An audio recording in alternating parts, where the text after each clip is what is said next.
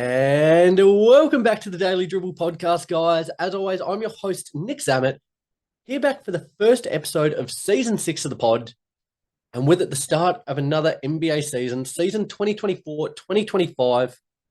For me, probably one of the most anticipated seasons in recent times. I think with so many of the storylines, so many of the intrigue around the league, both on who's going to be champion, which players are going to step up, who's going to carry the league into its next era. I really think this is going to be the most exciting season yet. I'm delighted for it to be back. The basketball thus far across the opening day has been phenomenal, to say the least. The New York Knicks and the Boston Celtics and the LA Lakers and the Minnesota Timberwolves out west there. I'm going to go through and just kind of recap those games quickly today. I'm going to go through some quick odds and ends and share some of the news that's taken place throughout the course of the last week. But it's really about setting the stage for another massive year. I'll get into some of the things that I've got planned later in the episode. But this is without a doubt going to be the biggest and best season of the Daily Dribble podcast yet. So I appreciate you all being here with me for it. Before we get into things, though, a big shout out to both Stadium Scene and The Cover.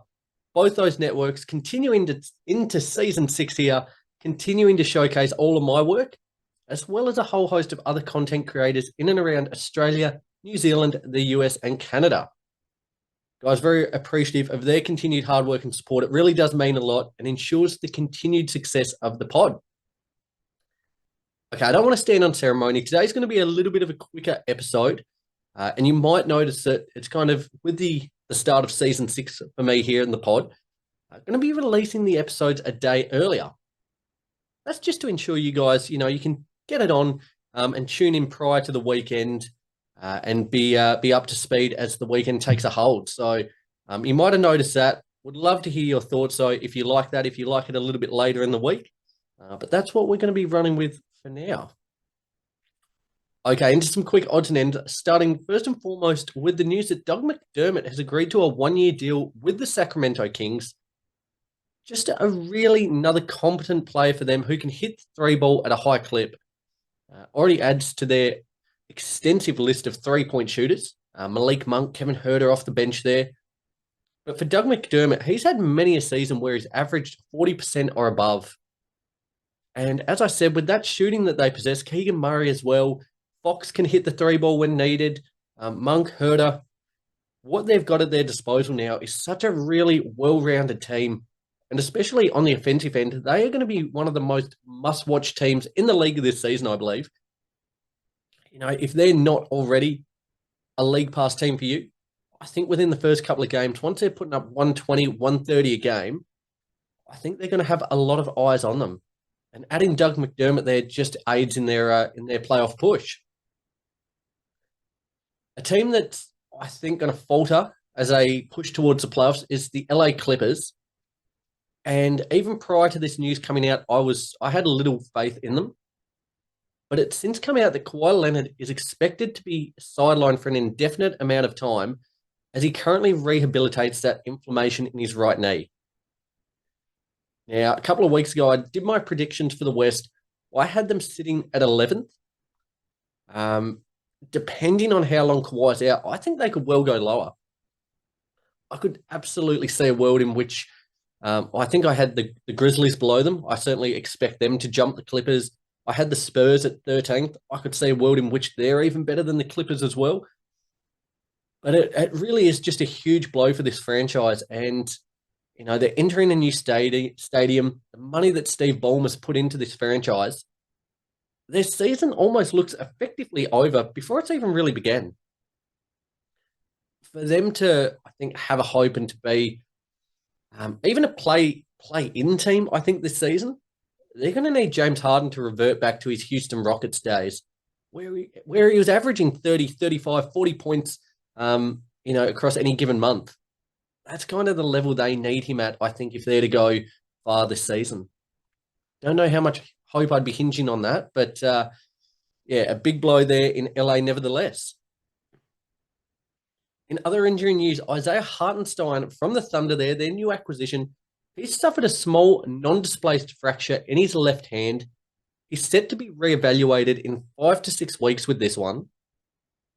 certainly not ideal. I was certainly looking forward to seeing how he went with the franchise after crossing over from the Knicks in the offseason.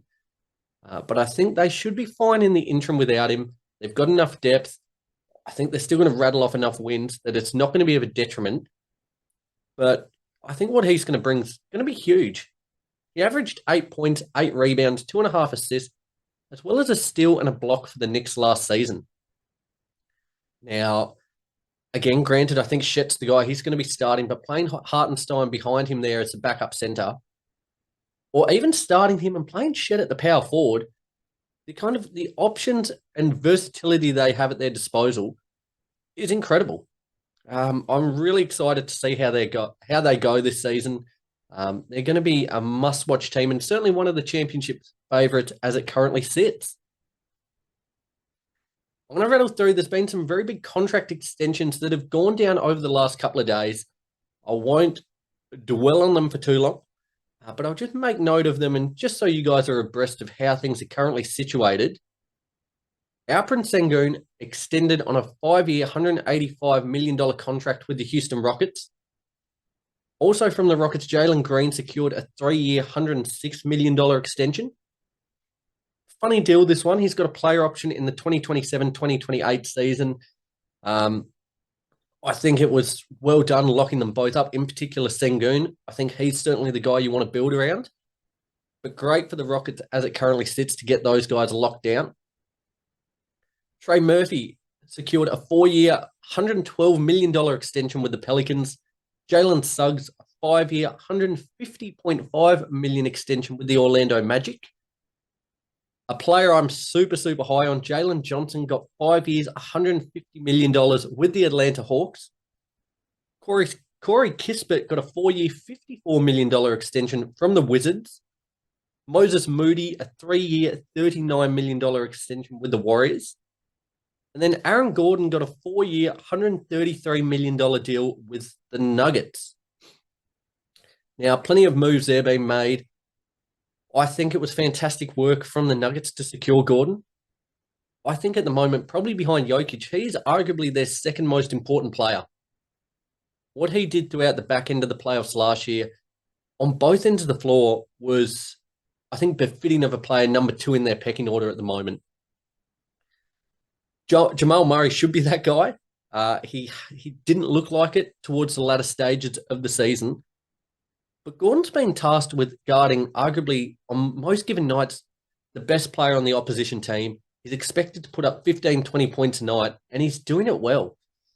I think 4 years, $133 million, that was certainly necessary. It was certainly, I think, a good deal for him and a good deal for the Nuggets.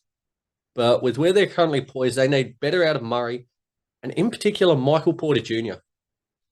At the moment, he kind of feels like the guy that's not living up to his contract. He's got a lot of work to do, I think, to kind of, earn the money that he's currently getting. But well done there for the Nuggets to extending Gordon, and great to see some of these young players get the bag that they certainly deserve. I think some of these contracts, Suggs, Jalen Johnson, Trey Murphy, even Sengun there on the 5-year, $185 million. As this cap goes up over the next couple of years, these deals are going to look very, very favorable for these franchises, I believe. So, well done there to everyone involved. Okay, brilliant. So, today's a little bit of a different episode as we start to find our footing in the NBA 2024-2025 season. As I said, I've recorded this one on Thursday. The episode's going to be coming out a day earlier. So, given that fact, I only had 1 day of action so far. By the time you listen to this, we probably will have had day 2, day 3. But at the time I'm recording, only seen the 1 game from the Eastern Conference, 1 game from the Western Conference. Kind of going to give you a quick recap and some of my key takeaways from those games. And then as the weeks roll on by, we'll settle into a bit of a feel for the season. Starting first and foremost with the Eastern Conference, the Boston Celtics defeated the Knicks 132-109. I tell you what, there was no championship hangover there for the Celtics. They came out and absolutely went bananas from the word go, blitzed that first quarter 43-24, and really didn't let up after that. the game kind of effectively felt over after the opening kind of 6 to 12 minutes. Jayson Tatum, I tell you what, I think what Steve Kerr's done has unleashed an absolute monster. By benching him in the Olympics for the dream team there, he's come out and playing with a real chip on his shoulder. And to be fair, I love it. What he did in this game, he put up 37 points, 4 rebounds, 10 assists, went 14 of 18 from the field, and 8 of 11 from 3. He was just phenomenal. Absolutely electric. And if he can continue to perform at that level, I tell you what, scary, scary proposition for the rest of the league. Jaylen Brown chimed in with 23 points. Derek White with 24 as well. On the opposition side for the Knicks there, Brunson kind of played a bit of a lone hand with 22 points. Well, that's probably poorly worded. It wasn't a lone hand. He did get a really good contribution out of Miles McBride, who had 22 points off the bench on 8 of 10 shooting from the field. But in this game, it was the turnovers. They absolutely killed the Knicks. They lost that count 11-3. And, 11 turnovers in a game for the Knicks there is not horrendous. It's a couple more than you would like, ideally. But the Celtics having 3 turnovers across a game, that is a job well done, to say the least. That is looking after the rock and then some. But for me, though, the big difference outside of the turnovers was undoubtedly the three-point shooting. The Celtics were just on a different level for this one. They tied the NBA record for most three-pointers made in a game with 29. Now, they hit their 29th three early in the fourth quarter, and it looked like this record was really going to get decimated. Following that, though, they fired up 2 long air balls and then followed that up by a further 13 misses in a row from beyond the arc. They were chasing that record that was set in 2020 by the Milwaukee Bucks, but they just couldn't get there. They certainly, as I said, had more than enough opportunities to do so. But nevertheless, tying that record, 29 made threes, it's pretty hard to lose a game when you shoot like that. Phenomenal display nevertheless, and I think just kind of reconfirms that they should be and are the championship favourites. It was an emphatic display, to say the least, and certainly could well be a telltale sign of things to come. Especially, they're still waiting on Kristaps Porzingis to come back. This team is just absolutely loaded, and that starting 5, you would not want to face them. There's not a better one in the league, I don't think. For the Knicks, a disappointing performance, but it is only one game. It is only one game, so read into it what you will. Their depth, though, does worry me. Now, whilst Mitch Robinson is out, they're pretty light on. They're kind of 3 main guys off the bench, Miles McBride, Cam Payne, and Jericho Sims. That's a bit of a worry. You're relying a lot on this top-end talent, which I think is great. OG Anunoby had a bit of a shocker. Josh Hart was, waxed and waned. Bridges started slow on the shooting front. That new mechanic that he's been working on over the offseason got going a little bit later on in the game, but by that point it was already gone. Towns, there's going to be an ironing out phase there. They've got a lot of work to do, but as I said, it is one game, so don't read into it too much. But I think if you're a Celtics fan, you would be delighted with how this one went. So a great win there to start their season. Heading out west, and I don't know if you'd call it an upset. It was in LA. I think by the bookies, it was about even money. But the Lakers defeated the Timberwolves 110-103. Looked pretty well in control for most of this game, outside of a late run in the fourth by the Wolves, where they kind of mounted a bit of a fight back. Wasn't to be enough, though. But the game was really blown out in that second quarter, with the Lakers winning that 33-19. And battled hard, 27 points, 6 rebounds, 3 assists, yet went 10-25 from the field. Late in this one, really started throwing up some shots to try and claw them back into it. They just wouldn't sit for him. I thought for the Lakers, LeBron and Rui were both fantastic. Jackson Hayes off the bench as well provided a really nice little spark, and certainly hope to see him fit and firing throughout the season. But the star in this one was Anthony Davis. Now, he dropped 36 points, 16 rebounds, 4 assists, and 3 blocks. Looked like a top 3 player in the league. He was just so dominant. And this is what he's going to have to do night in and night out if the Lakers want to go far this season. There's not been a lot of stock put in their championship credentials, and that's probably fair enough. But if they can get LeBron, who is approaching 40 years of age, he can't be the guy any longer. He needs to be the number 2. This is what they need from AD. As I said, 36 points, 16 rebounds, 4 assists, and 3 blocks. Incredible. Absolutely incredible. And they just look like a different team when he's the guy who's the number 1. It was fantastic to see NBA history made. LeBron James and Bronny coming on, becoming the first father-son duo in NBA history. We saw it briefly in the preseason, which was fantastic, but seeing it in a proper NBA regular season game, say about it what you will, take nothing away. It is an incredible achievement. It was a fantastic moment for the James household. I think after this, now that they've kind of got that out of the way, I would think that Bronny will probably be heading to the G League once their campaign kicks off. He's shown little flashes in preseason, but he's probably just off the pace a little bit to play actually NBA level ball. But nevertheless, fantastic for him, fantastic for LeBron, fantastic moment in the league, for the league as a whole, to see a father-son duo. Was really a touching moment.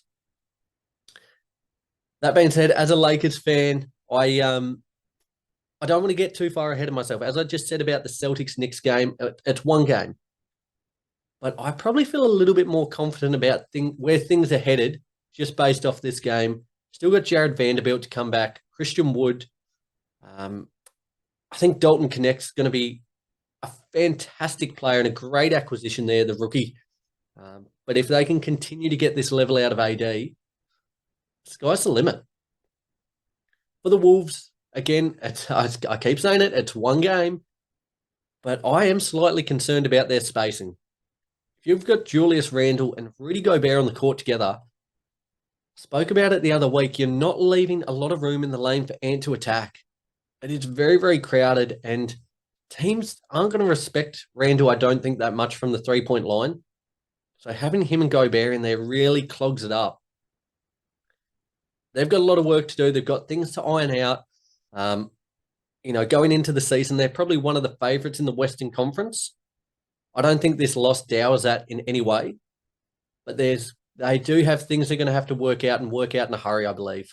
So excited to see how the next week or two plays out for all these 4 respective teams. The pace has been set. It's great to have ball back nevertheless, but some big things coming across the league. Guys, let's push ahead. The Daily Dribble. Okay, this is going to be a little teaser. Long-time listeners of the show will know Hero of the Week. Essentially a segment that focuses on a team or player for actions on or off the court that is, befitting of being Hero of the Week. Going to change that a little bit this year. It's going to be now dubbed MVP of the Week. It'll officially be returning next week. Really looking forward to starting that one up once again. As I said, it's just a bit of an opportunity to really delve deeper into a single player or a team for their actions on or off court that has made them my MVP of the week. It's pretty self-explanatory, but really great to shine a bit of a spotlight on these particular teams or players. So get ready for that one next week. I would love to hear from you guys, once I start that up, who you've got as your MVP. But certainly looking forward to kicking that one off next week. Also, just as a final bit of news, I'm going to announce it in a couple of days' time. But if any of you guys out there are, punters or, enjoy deeper insights and analysis, I'm about to start a couple of paid membership groups that'll not only support the podcast and my continued growth here, but also provide you guys with deeper analysis into betting tips, into kind of player performances, things like that. So just keep an eye on all the socials, Instagram, Facebook, YouTube, Twitter, TikTok, to keep abreast of that when I actually launch that in a couple of days' time. It'll make a little bit more sense once I kind of launch it. But it's just going to be a really great opportunity to kind of get some, I'd like to say, expert analysis and expert tips. But yeah, I'll keep you guys updated on that one probably next week as it launches across the next couple of days. I'm going to leave it at that. It's been a stellar first day of action from the NBA. It's only going to continue to heat up. So be sure to subscribe wherever you listen to the show, whether it's Apple Podcasts, Spotify, or watching this one on YouTube to get the latest episodes as soon as they drop. As I said, they are going to be dropping a day earlier now, so be sure to hit that subscribe button to not miss out when they air, because it's going to be a must-watch season to say the least. Till then, though, guys, I'll leave it at that. Got a big show coming up next week, kind of going into my it's only 1 week, but here are some key takeaways, kind of almost jump into conclusions. So be sure to tune into that one. Till next week, though, enjoy having basketball back, guys, and I will talk to you very soon. And remember, be good or be good at it.